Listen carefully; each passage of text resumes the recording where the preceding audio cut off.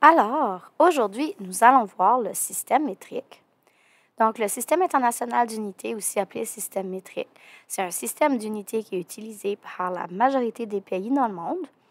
C'est un système qui est assez facile parce que pour passer d'une unité à l'autre, il faut faire des multiples de 10. Alors, c'est quelque chose qui est très facilement à faire, c'est très facile à faire avec le calcul mental. On l'utilise depuis le 18e siècle, mais ça a surtout été modernisé au 20e siècle. Au Canada, c'est officiellement en place depuis 1971. Mais on utilise encore le système impérial pour beaucoup de choses, comme en construction, beaucoup le système impérial.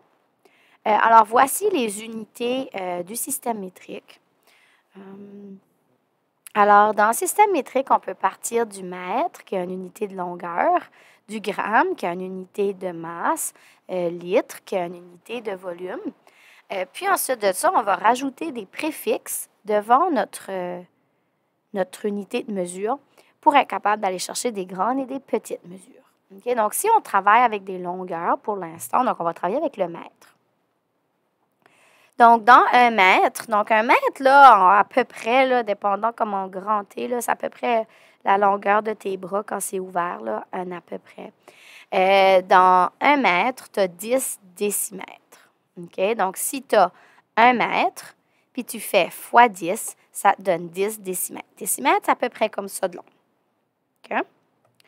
Ensuite de ça, on continue dans les unités plus petites. Donc, tu avais le mètre qui était la largeur de tes bras à peu près. Tu avais le décimètre qui est ça.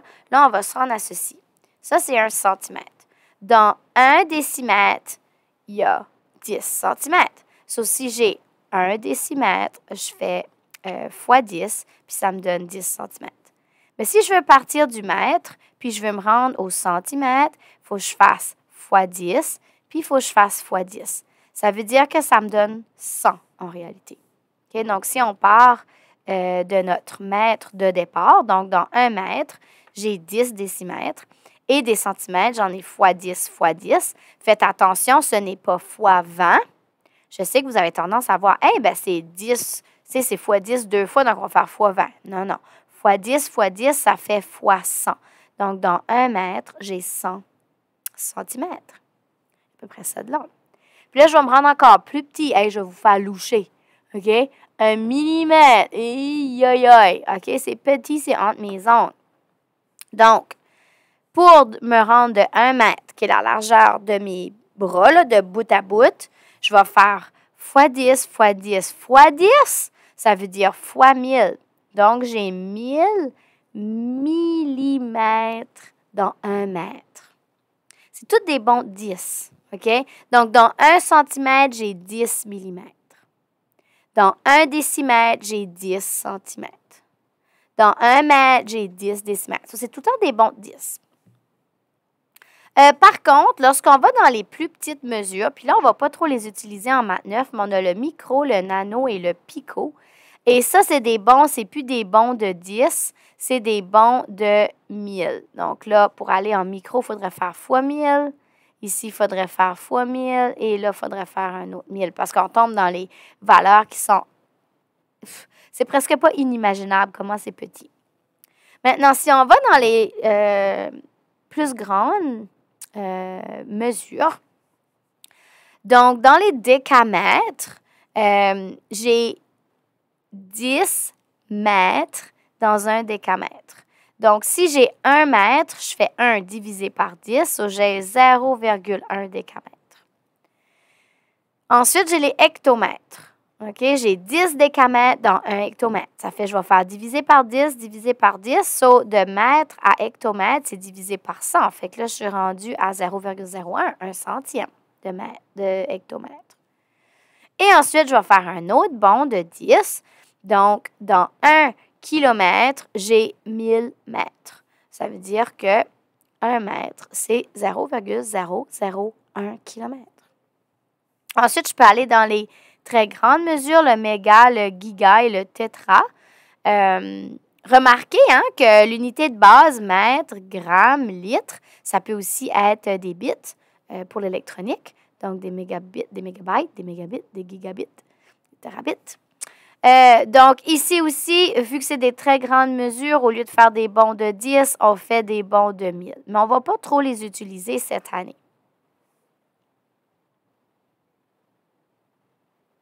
Ça, c'est un petit dessin des pays qui utilisent le système métrique et impérial. Donc, ceux qui n'utilisent pas le métrique sont en noir. Donc, on a les États-Unis. On a un pays ici que je ne suis pas certaine, un petit pays ici. Puis ici, c'est comme moitié-moitié, là. En 1980, ils ont changé au système métrique, mais il y a encore des bords noirs. Même le Canada, nous autres aussi, officiellement, on est au système métrique, mais on utilise encore beaucoup le système impérial. Alors, voici pour le système métrique. Donc, juste un petit truc, là. Comment est-ce qu'on fait pour changer nos unités? Donc, je vais effacer mes gribouillages. Là. Puis, je vais vous faire un exemple. Comment est-ce qu'on peut faire nos calculs? Donc, admettons que j'aurais 25 cm. Puis, je voudrais savoir c'est combien de mètres. OK? Fait que je me mets à la place des centimètres. Donc, je suis ici. Et je vais me mettre au mètre. Quand je passe des plus petites longueurs ou des plus petites unités aux plus grandes, je dois diviser. Oups, on ne voit pas mon diviser. Si je passe des grosses et je m'en vais vers les plus petites, je vais multiplier. OK? Donc, quand je monte. Donc, je suis au centimètre, je suis ici et je veux descendre au mètre. Donc, je dois faire un bond et un bond. Donc, je vais faire diviser par 10 et diviser par 10. Donc, je vais faire 25 divisé par 10 et 25 divisé par 10. Ça veut dire 25 divisé par 100. Puis, ça me donne 0,25 mètres. Ça fait du bon sens. Parce que si tu sais ton rapport de base, si tu sais que dans 1 mètre, il y a 100 cm, puis là, c'est 25 cm, fait tu sais que tu as moins qu'un mètre. Si tu peux te rappeler au minimum que dans 1 mètre, il y a 100 cm, ça va t'aider. Puis aussi que dans 1 kilomètre, il y a 1000 mètres. Ça peut beaucoup t'aider à faire tes calculs puis faire du calcul mental. Là. Si tu peux au moins connaître ces valeurs-là, ça va t'aider beaucoup. Donc, 100 cm dans 1 mètre, donc ça le dit, hein, des centimètres. Donc, il y en a 100 dans 1 mètre. Et les kilomètres, il y a 1000 mètres dans 1 kilomètre. Si tu peux savoir ces deux références-là de base, ça va t'aider énormément dans tes calculs. Et voilà!